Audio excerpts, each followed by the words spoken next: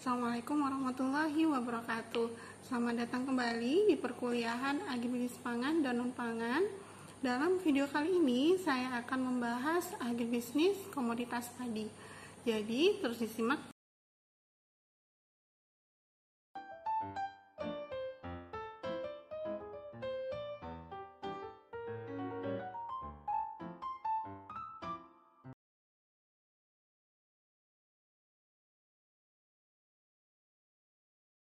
Sebelum kita masuk ke bagaimana agribisnis padi di Indonesia, kita coba menelisik dulu beberapa data yang mendukung.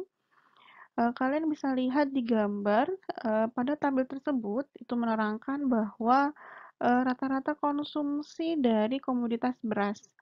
Jadi selain beras itu juga ada beberapa komoditas lain yang dikonsumsi oleh warga Indonesia, yaitu ada jagung, ada ketela pohon, kemudian ketela rambat, tepung terigu.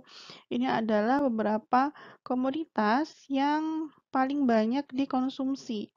Jadi pada tabel ini menerangkan bahwa rata-rata konsumsi per kapita dalam sebulan itu yang paling banyak apa sih? Ya, bisa kalian lihat pada gambar komoditas yang paling besar dikonsumsi oleh masyarakat Indonesia yaitu komoditas beras, baik itu beras lokal ataupun beras impor dengan kualitas unggul. Di situ tertera dari tahun 2016 sampai tahun 2020. Nah, dari rentang waktu tahun tersebut itu masih menjadi komoditas utama yang dikonsumsi oleh masyarakat Indonesia dibandingkan dengan komoditas yang lainnya. Nah, bisa kalian lihat sendiri perbandingannya itu sangat jauh sekali. Ya, jadi coba bandingkan saja data tahun 2016, data beras dan data jagung. Data beras ini untuk per kapitanya ini 7 kilo dalam sebulan untuk konsumsi beras, sedangkan untuk konsumsi jagung ini dia hanya 0,15 dalam sebulan. Ya, dari data ini saja ini bisa menjelaskan bahwa ya kita semua memang menyukai mengkonsumsi beras ya. Jadi siapa sih di sini yang tidak suka makan nasi? Bahkan sampai ada slogan kalau tidak makan nasi itu berarti bukan makan, seperti itu. Ya, jadi dari data ini saja komoditas beras ini menjadi komoditas utama yang banyak diperhatikan juga oleh pemerintahan Indonesia yang mana bisa mempengaruhi ketahanan pangan di Indonesia. Kemudian kita melihat data lagi bagaimana sih perkiraan kebutuhan dan juga produksi dari beras itu sendiri. Nah, di sini ada prediksi dari komoditas beras yang dikeluarkan oleh BPS, yaitu pada tahun 2020, bahwa untuk kebutuhan dari beras masyarakat Indonesia ini masih bisa dicukupi. Jadi dilihat dari stok akhir pada bulan Agustus yang masih mencapai 8 juta ton, kemudian di mana masih ada perkiraan produksi sekitar 6.000 ton. Kemudian dilihat dari kebutuhannya ini mencapai 9 juta ton sehingga masih ada cadangan untuk di bulan Desember. Jadi masih ada, kalau stok akhir ini bisa dibilang sebagai cadangannya untuk di bulan Desember. Jadi ini adalah beberapa data yang bisa kita lihat bagaimana sih pentingnya atau utamanya dari komoditas beras. Nah, kita lihat lagi pada tabel konsumsi pada komoditas beras. Ada yang janggalkah dengan data-data dari tahun 2016 sampai tahun 2020? Ya, jadi ada tren menurun dari jumlah konsumsi beras. Jadi dari tahun 2016 sampai tahun 2020 ini dia trennya menurun. Mengapakah itu? Ya, menurunnya konsumsi beras ini bisa dilihat juga pada data di gambar, yaitu ini ada data namanya pangsa pengeluaran pangan. Jadi, pengeluaran kalian atau pengeluaran masyarakat Indonesia ke komoditas pangan itu untuk apa sih? Seperti itu. Jadi perkembangan konsumsi kalori. Jadi dikeluarkan untuk apa? Untuk dalam komoditas pangan ini dalam berbentuk apa? Seperti itu. Nah, kita lihat di sini ada perkembangan konsumsi kalori yang mana perbandingannya itu dari padi-padian dan makanan dan minuman jadi. Jadi kalian bisa lihat pada dua grafik tersebut, di situ ada untuk komoditas padi-padian ini dia trennya menurun. Jadi pada tahun 2011 sampai tahun 2019 ini menurun meskipun sedikit tapi ini dia trennya menurun seperti itu. Jadi kalau di tahun 2011 ini untuk konsumsi kalori yang dari padi-padian ini 893 kakal. Kemudian di tahun 2019 ini dia hanya 807 kakal untuk konsumsi. Sedangkan sedangkan untuk konsumsi kalori yang berasal dari makanan dan minuman jadi, nah kalian bisa lihat sendiri di sini trennya meningkat. Ya, jadi dari yang awalnya tahun 2011 ini 266 kakal menjadi di tahun 2019 ini 552 kakal untuk konsumsinya. Nah, ini dipengaruhi apa juga? Dipengaruhi oleh gaya hidup, budaya, perilaku, yang mana lebih ke makanan instan seperti itu. Jadi, makanan dan minuman jadi itu seperti apa sih? Ya, yang kita tahu produksi dari Garuda Food, produksinya Indofood, kemudian ya seperti mie instan, kemudian kalau minum-minuman ya minuman kopi, minuman instan, minuman perasa, kemudian camilan, snack. Nah, itu yang menjadi kategori dari produk makanan dan minuman jadi. Jadi ada tren meningkat untuk konsumsi dari makanan dan minuman jadi yang mana ini menjadi peluang bagi perusahaan baik itu kecil besar yang mana untuk bisa lebih mengembangkan lebih ke produk yang mempunyai nilai tambah yang lebih seperti itu. Sekarang kita masuk ke subsistem agribisnis padi. Ya, kita tahu sendiri subsistem dari agribisnis itu apa saja. Ya, ada hulu, kemudian produksi, pasca panen, kemudian pemasaran, dan juga lembaga pendukungnya itu apa saja. Nah, kalian di pengantar agribisnis pun juga sudah mendapatkan apa saja sih hulu itu. Ya, hulu itu ada benih, kemudian alsintan, kemudian diproduksi, ini bagaimana cara budidayanya, kemudian perbanyakannya ini seperti apa, kemudian pasca panen.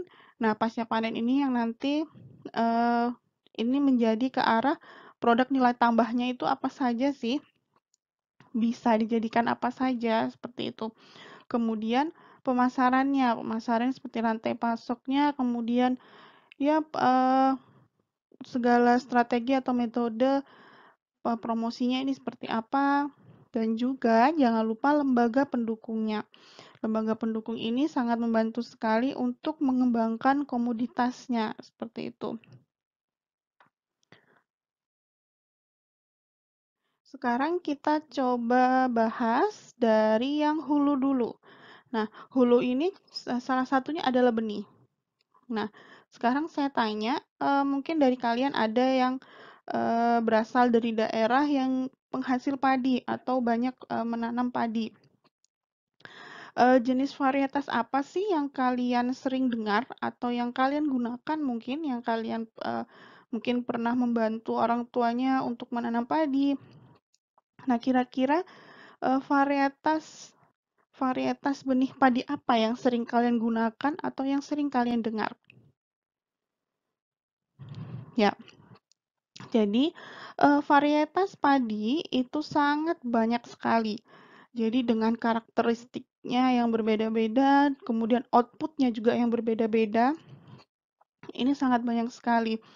Nah, ada benih padi yang cocok untuk daerah lahan kering. Kemudian ada yang cocok untuk daerah rawa. Kemudian ada yang dia punya keunggulan bisa di daerah yang cocok di musim hujan dan juga cocok di musim kemarau seperti itu.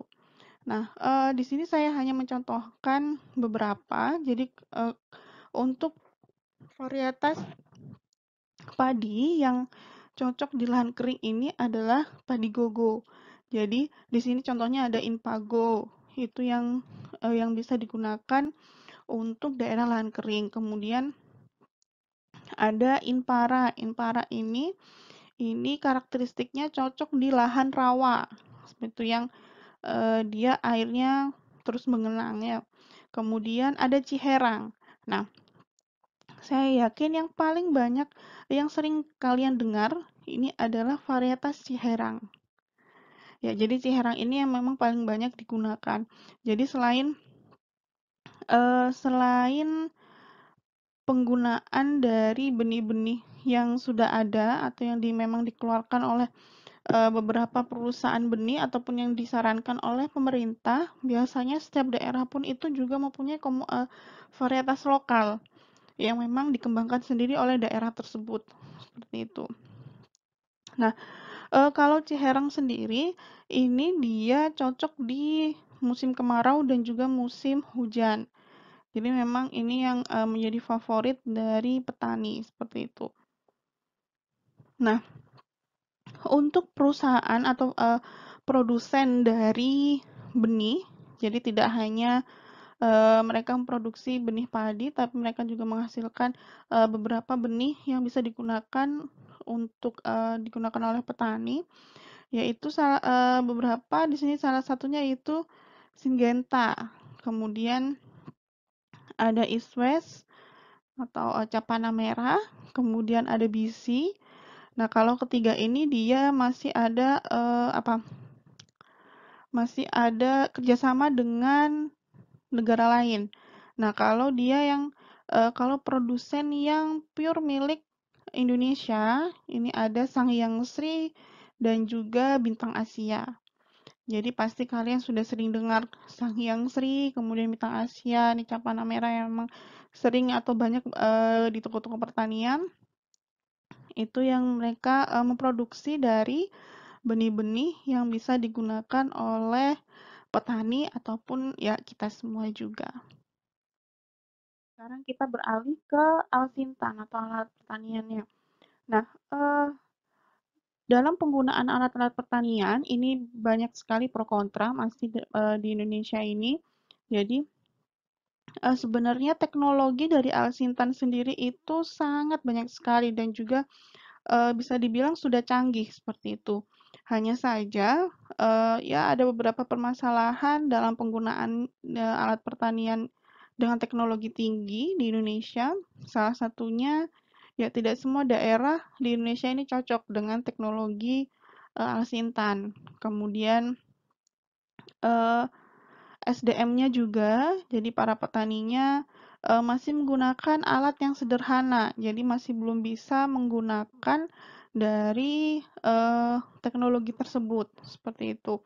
Jadi banyak juga di daerah-daerah yang mendapatkan bantuan alat pertanian yang memang lebih canggih, namun tidak digunakan karena ya petaninya sulit untuk mengoperasikannya seperti itu sehingga membutuhkan bantuan dari ya seperti penyuluh ataupun pemuda yang ada di sana. Nah, dan juga salah satunya permasalahannya itu yaitu aksesnya. Jadi jangkauan dari alat berat atau alat pertanian ini karena daerah pertanian ini biasanya mayoritas berada di pelosok yang mana jangkauan dari alat pertanian itu tidak sampai ke sana atau tidak bisa tidak bisa menjangkau ke sana seperti itu. Padahal misalkan kita lihat sendiri lahan pertanian di luar negeri dan di Indonesia ini ya sangat sangat jauh sekali perbedaannya. Jadi mereka kalau misalkan di luar negeri ini sudah menggunakan traktor yang besar dengan lahan yang luas, kemudian mereka sangat efisien sekali seperti itu dalam penggunaan alat-alat beratnya dan juga SDM-nya.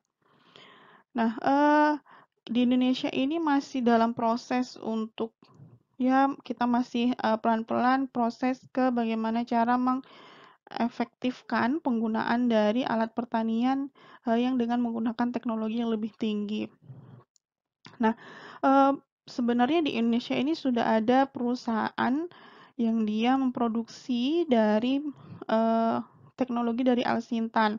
Jadi yang kita tahu, yang kita sering dengar ada produsen Yanmar, perusahaan Yanmar. Ini mereka memproduksi ya alat-alat berat, alat-alat mesin-mesin besar untuk membantu petani dalam penggunaan Alsintan. Kemudian ada Quick, kemudian ada Pindad. Nah, jadi Pindad ini bukan mereka hanya memproduksi senjata saja, tapi ternyata mereka juga memproduksi dari alat-alat pertanian. Nah, apa saja yang mereka produksi? Contohnya seperti traktor, kemudian kultivator, kemudian ada mesin pemanen, mesin penanam, kemudian traktor roda 4 yang besar, itu kemudian traktor angkut, itu mereka hasilkan sebenarnya, hanya saja masih penggunaannya di Indonesia ini masih terbatas seperti itu. Bisa dibandingkan juga dengan lahan pertanian di Indonesia saat ini. Jadi ada isu yang sangat menjadi perhatian sekali, yaitu alih fungsi lahan, yang mana lahan pertanian mulai sedikit, mulai menyempit, kemudian banyak sekali alih fungsi lahan, banyak sekali lahan-lahan pertanian yang sebenarnya itu masih produktif, tapi ya dijual, kemudian bisa itu dijadikan perumahan, bisa itu dijadikan ya pertokoan, bisa itu dijadikan sebagai ladang perusahaan atau apa.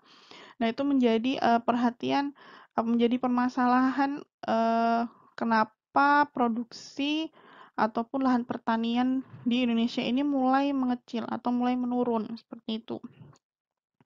Nah, lahan ada namanya petani gurem. Petani gurem ini mereka adalah petani yang mempunyai lahan ini kurang dari 0,5 hektar. Jadi banyak sekali petani di Indonesia ini yang mempunyai lahan itu kecil sempit sekali seperti itu. Dibandingkan dengan di luar negeri yang satu petani itu bisa mempunyai lahan itu bisa sampai 5 hektar, 10 hektar, yang mana itu akan lebih efisien dalam penggunaan peralatan ataupun dan lainnya. Sedangkan di Indonesia sendiri di sini kebanyakan adalah petani gurem, seperti itu. Petani yang dia lahannya kecil dan itu sangat memungkinkan sekali untuk bisa dijual, seperti itu. Dan juga biasanya lahan sawah ini merupakan harta warisan dari ya kakek nenek nenek moyang dari sebelum-sebelumnya, yang mana itu diturunkan ke anaknya, dan anaknya ini tidak mau atau tidak bisa melanjutkan sebagai petani, yang mana itu akhirnya ya sangat memungkinkan sekali, sangat punya kemungkinan untuk bisa dijual seperti itu. Ya, seperti kita tahu sendiri kemarin ada di salah satu daerah yang berapa puluh hektar, berapa ratus hektar lahan sawahnya itu dijual, dibeli oleh suatu perusahaan di mana satu desa tersebut langsung kaya mendadak.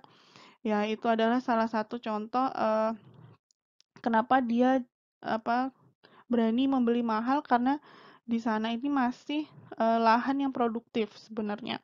Ya ini ya pro kontra antara haknya mereka juga sebagai pemilik, mereka juga punya hak untuk bisa menentukan eh, harta mereka atau tanah mereka ingin diapakan seperti itu. Nah, menindaklanjuti dari beberapa permasalahan tentang lahan, ini juga menjadi perhatian dari pemerintah Indonesia bagaimana untuk bisa tetap memenuhi kebutuhan dari masyarakat Indonesia akan tanaman atau komoditas pangan yang ini sangat dibutuhkan oleh masyarakat. Namun dari fasilitas atau sarananya ini yang mulai dia menurun seperti itu. Lahan pertanian menurun tapi kita konsumsi dari komoditas pangannya meningkat. Nah, itu seharusnya seperti apa?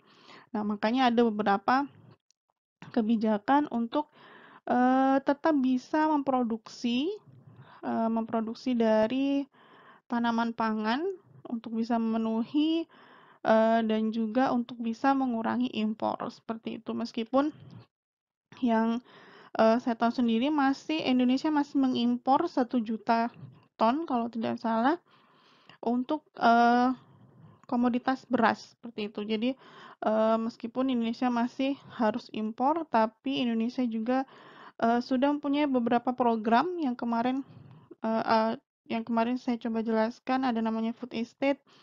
Itu adalah salah satu program untuk pemenuhan kebutuhan pangan dari komoditas, salah satunya adalah beras seperti itu. Nah, sekarang kita beranjak ke pasca panen. Jadi padi ini bisa dijadikan apa saja sih? Jadi nilai tambahnya ini bisa dijadikan apa saja.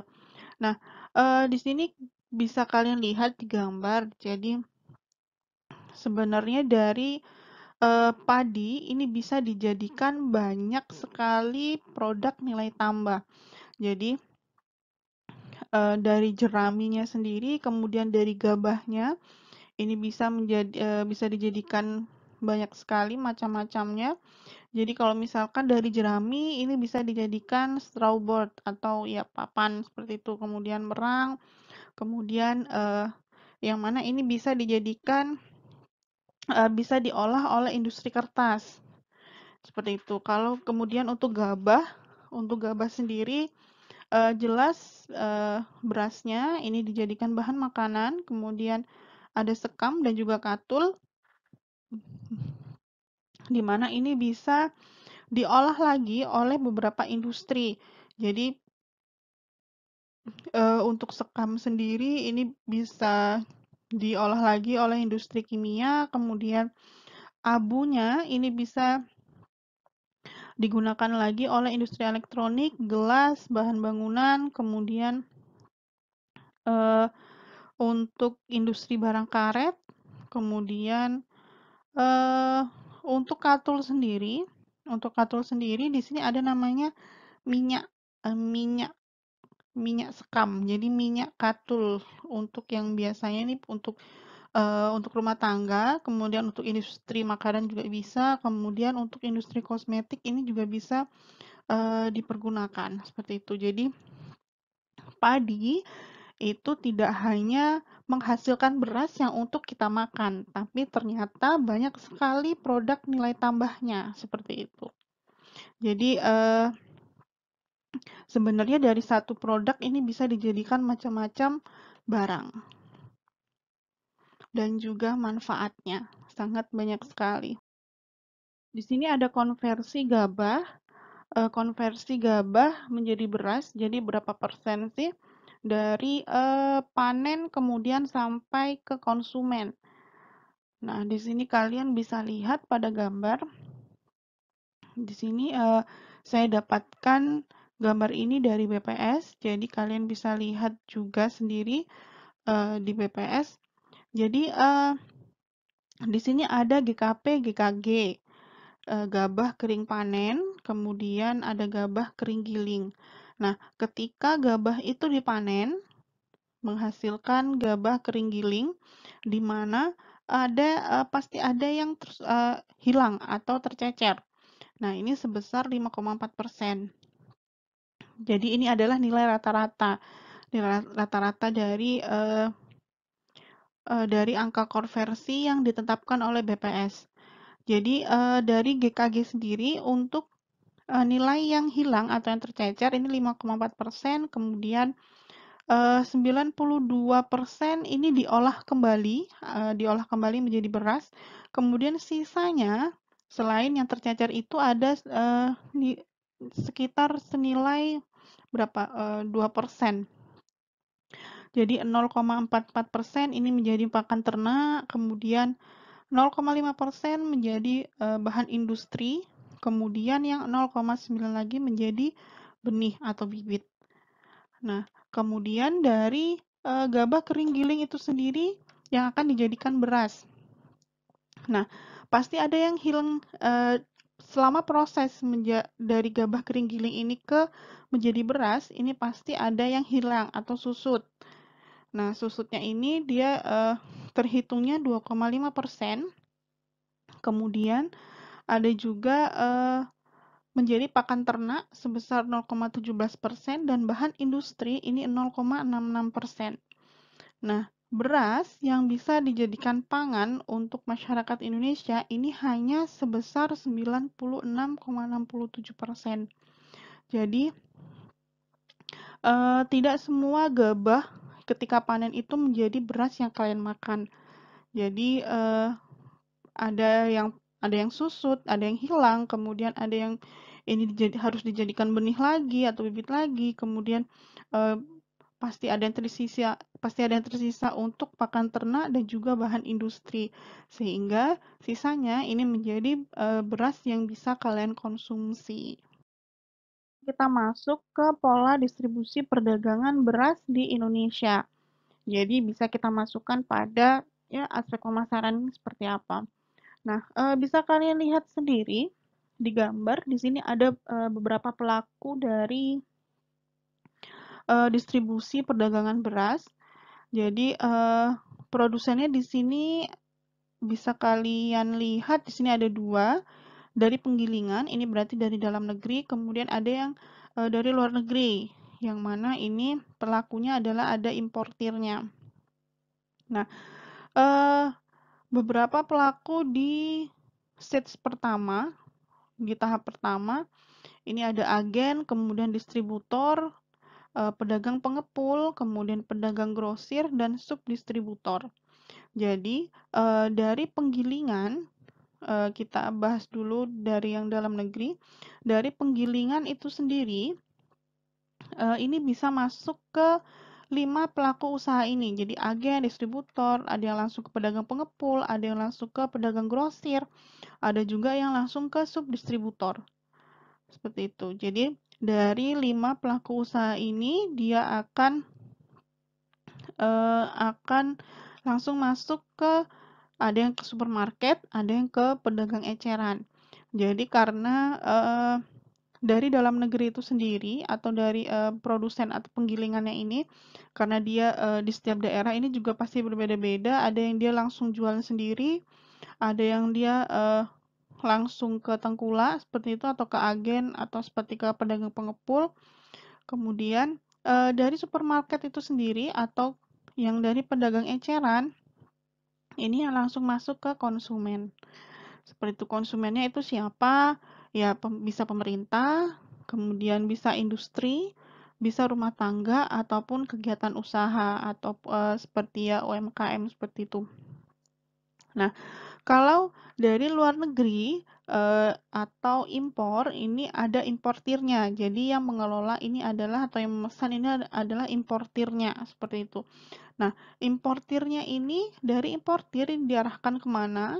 Dari importir ini langsung ke agen, kemudian atau dari agen ini bisa langsung ke supermarket, atau dari importir ini juga bisa langsung ke supermarket, seperti itu. Jadi untuk beras yang impor ini biasanya langsung ke agen ataupun langsung ke supermarket atau swalayan. Jadi kemudian dari supermarket atau swalayan tersebut bisa yang mengarah ke 4 konsumen tersebut, seperti pemerintah, industri pengolahan, rumah tangga, dan juga kegiatan usaha. Sekarang kita lihat untuk yang dalam provinsi. Jadi di sini contohnya pola distribusi perdagangan beras di Jawa Timur. Jadi untuk pelaku usahanya ini sama. Jadi ya ada pedagang grosir, agen, kemudian konsumennya pun juga sama, hanya alurnya saja yang berbeda-beda. Jadi bisa kalian perhatikan di situ alur-alurnya.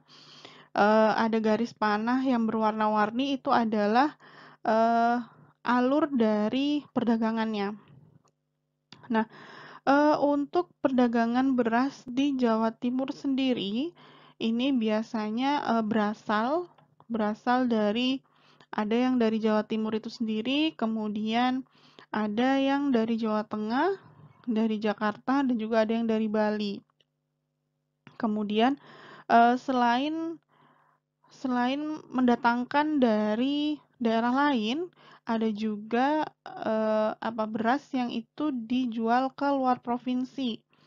Jadi misalkan seperti Kalimantan, Jawa Barat, ada juga yang dijual ke Maluku, Papua, dan juga sampai ke NTT. Dan juga untuk alurnya atau pola distribusinya, di sini ada pedagang grosir, kemudian pedagang pengepul, ada distributor, ada agen. Nah, di distributor ini ada subdistributor lagi. Kemudian ada tahap kedua, ini ada pedagang eceran dan juga supermarket atau swalayan, di mana ini untuk konsumennya ada 4 ini, yaitu ya pemerintah, rumah tangga, industri pengolahan, dan juga kegiatan usaha. Nah, di rumah tangga ini biasanya mengambil dari pedagang eceran. Ya, biasanya ya seperti kebanyakan di sekitar kita ya, kalau beli beras ini biasanya di warung-warung dekat rumah. Nah, itu termasuk dari pedagang eceran, seperti itu. Subsistem yang terakhir yaitu lembaga pendukung, di mana lembaga pendukung ini merupakan lembaga-lembaga yang dia mendukung dari 4 subsistem agribisnis tersebut. Jadi contohnya seperti bank, kemudian ya kelompok tani, kemudian institusi, kemudian toko tani, itu termasuk pada lembaga pendukung. Nah, kelompok tani itu sendiri, kelompok tani ini pasti kalian juga sudah tahu seperti apa itu kelompok tani, kemudian fungsinya itu untuk apa. Ya jelas kalau kelompok tani ini sebagai wadah untuk petani itu berkembang. Jadi seperti itu. Jadi ada tempat belajarnya, kemudian tempat prakteknya dari petani itu sebenarnya di kelompok tani. Nah, kelompok tani ini bisa didirikan secara individu atau didirikan secara mandiri oleh satu desa. Ada juga yang dibentuk oleh adanya program seperti itu. Jadi kebanyakan sih kelompok tani ini dibentuk karena adanya program dari pemerintah, yang mana selain juga tempat belajar, tapi juga sebagai perantara untuk bantuan dari pemerintah, seperti itu. Kemudian ada toko tani. Nah, toko tani ini biasanya yang menyediakan dari keperluan ataupun kebutuhan dari petani ya, seperti benih, pupuk, dan juga lainnya. Toko tani pun ini juga bisa sebagai penyalur bantuan dari pemerintah. Jadi seperti pupuk yang biasanya bisa kalian lihat, terkadang ada beberapa ya truk muatan besar yang itu memuat pupuk. Nah, itu biasanya diorganisir oleh toko tani yang ditunjuk, seperti itu.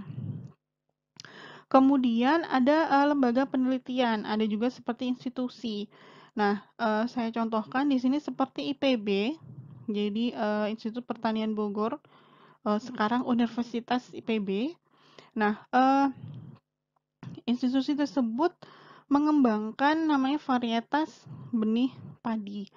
Jadi yang kalian tahu juga, jadi karena varietas padi ini sangat banyak dan juga beberapa pengembang atau beberapa peneliti ini mulai ingin menghasilkan varietas yang dia hasilnya atau outputnya ini sangat banyak dengan lahan yang terbatas seperti itu. Biasanya kalau untuk produktivitas lahan ini biasanya itu sekitar 5 sampai 6 ton per hektar lah, atau paling bagus itu 7 ton per hektar. Nah, sedangkan mereka ingin bisa mengembangkan sampai ke 10 ton per hektar, 11 ton per hektar, itu yang mereka ingin capai, seperti itu. Makanya ada beberapa penelitian menghasilkan varietas baru, selain output yang lebih besar, tapi juga ketahanan dari batangnya itu juga dikembangkan oleh para peneliti. Di sini contohnya ada IPB. Jadi di IPB ini mereka berhasil menghasilkan varietas baru, di mana namanya itu ada 3S, ada 4S. Nah, yang biasanya rata-rata hasil panen di Indonesia ini 5 atau 6 ton per hektar, di sini bisa mencapai rata-ratanya itu 7 ton per hektar. Dan potensi maksimalnya ini bisa mencapai 12 ton per hektar, di mana ini pernah pada tahun berapa ya, 2017, 16 atau 17, ini kalau tidak salah di Karawang ini mereka berhasil menggunakan varietas 3S ini menghasilkan panen 12 ton per hektar, seperti itu. Jadi institusi atau universitas, lembaga pendidikan ini juga termasuk dari lembaga pendukung yang mendukung untuk perkembangan agribisnis padi yang di poin benih atau varietas benihnya, seperti itu. Jadi ya IPB pun juga tidak hanya mengembangkan varietas benih padi, tapi juga varietas benih-benih yang lainnya, jadi seperti jagung ataupun komoditas yang lainnya, seperti itu.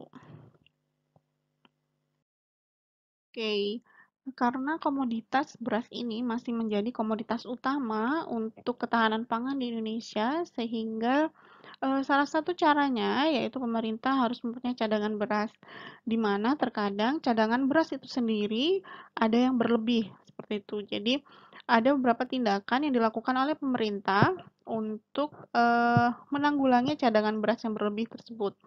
Yang pertama yaitu dengan ekspor, di mana untuk beras premium ini bisa diekspor kembali. Kemudian yang kedua ini diolah, jadi beras-beras yang masih bisa diolah atau masih bisa digunakan kembali, dan untuk kebutuhan ini juga sudah berlebih, sehingga akan diolah kembali menjadi produk nilai tambahnya, seperti yang sudah saya jelaskan. Kemudian untuk beras yang sudah tidak layak konsumsi, ini biasanya dibuang. Nah, karena ya ada beberapa kondisi yang mungkin sudah terlalu lama di gudang sehingga ada banyak tungaunya, ada banyak kutunya sehingga itu tidak layak untuk dikonsumsi. Nah, ada beberapa permasalahan dari beras sendiri ketika saya contohkan ada namanya beras murah atau beras bantuan dari pemerintah yang mana itu disalurkan ke desa-desa atau masyarakat yang kurang mampu, di mana banyak sekali kasus yang ternyata beras yang diberikan kepada masyarakat itu sudah tidak layak konsumsi, entah itu sudah bau ataupun banyak kutunya. Nah, ini masih menjadi pertanyaan mengapa bisa beras yang sudah tidak layak konsumsi ini itu disebarkan di masyarakat. Nah, itu masih menjadi tanda tanya bagi kita semua, kenapa kok itu bisa disalurkan seperti itu. Kemudian ya karena menjaga ketahanan pangan ini salah satunya adalah dengan mengimpor beras, di mana untuk bisa memenuhi kebutuhan masyarakat Indonesia terhadap beras. Di mana kebijakan impor sendiri ini ada beberapa aktor atau beberapa kementerian yang terkait, Di sini saya contohkan ada DPR, ada Kementerian Perdagangan, ada Bulog, ada Kementerian Pertanian. Di mana terkadang ada beberapa perbedaan pendapat antara beberapa aktor tersebut. Makanya kenapa terkadang ada beberapa data yang itu tidak sesuai atau bukan tidak sesuai tapi tidak sama antara BPS dengan kementerian yang terkait. Jadi terkadang ada yang bilang kita sudah swasembada beras nih, tapi dari kementerian lain kita harus impor beras nih untuk bisa memenuhi. Nah, itu. Jadi terkadang ada berbagai perbedaan pendapat antara berbagai instansi ataupun kementerian. Nah, karena Bulog sendiri ini masih menjadi pengimpor dari beras itu sendiri, karena di sini sudah menjadi ketetapan bahwa Bulog ini sebagai pengimpor, di mana ada keputusan nomor 1 tahun 2018 bahwa Bulog ini menjadi pengimpor beras. Gitu. Kemudian, nah kalian pasti sudah pernah dengar nih, ada isu beras plastik. Jadi berasnya ini palsu dan berasnya ini berasal dari plastik. Nah, ini sangat menjadi pro kontra di masyarakat. Masyarakat mulai waspada terhadap beras yang dikonsumsi. Nah, mengapa ada isu beras plastik ini? Ini salah satunya untuk bisa menarik perhatian masyarakat, kemudian akan membuat spekulasi ke masyarakat bahwa pasokan beras di Indonesia ini kurang. Sehingga ada beberapa oknum yang melakukan pemalsuan beras dari misalkan itu berasal dari plastik. Nah, itu entah itu benar atau tidak, sehingga ada spekulasi dari masyarakat bahwa beras itu kurang, sehingga masyarakat di sini akan menuntut pemenuhan kebutuhan beras, sehingga pemerintah Indonesia itu harus impor. Nah, jadi ini adalah ya isu-isu yang akhirnya merebak di masyarakat, akhirnya akan membuat masyarakat akan membuat tuntutan kepada pemerintah bahwa harus bisa memenuhi, yaitu caranya dengan impor. Atau ini juga bisa membuat pemikiran masyarakat tidak percaya dengan beras impor. Sehingga apa? Sehingga beberapa oknum ini akan menimbun beras lokal, sehingga harga beras lokal ini akan menjadi mahal. Ya, jadi ini menunjukkan seberapa kuatnya isu, seberapa kuatnya informasi di luar yang beredar. Jadi akan membuat harga dan juga akan membuat pemikiran masyarakat yang berbeda, sehingga keputusan-keputusan masyarakat ini akan sangat bergantung pada isu-isu yang bertebaran di luar, seperti itu. Ini adalah beberapa kebijakan atau beberapa program yang sudah diluncurkan oleh pemerintah. Jadi, program asuransi pertanian ini sebenarnya sudah sangat lama dicanangkan oleh pemerintah dan juga sudah mulai diterapkan di beberapa tempat. Nah, program asuransi dari pertanian, salah satunya yaitu dari usaha tani padi, ini jadinya asuransi untuk bisa menanggung kerugian dari petani ketika ada paceklik, kemudian ketika ada banjir sehingga gagal panen, ini bisa ditanggung oleh pemerintah untuk kerugiannya. Kalau saya contohkan dulu di Bojonegoro itu ada, jadi dalam 1 tahun itu ada 2 kali masa tanam, sehingga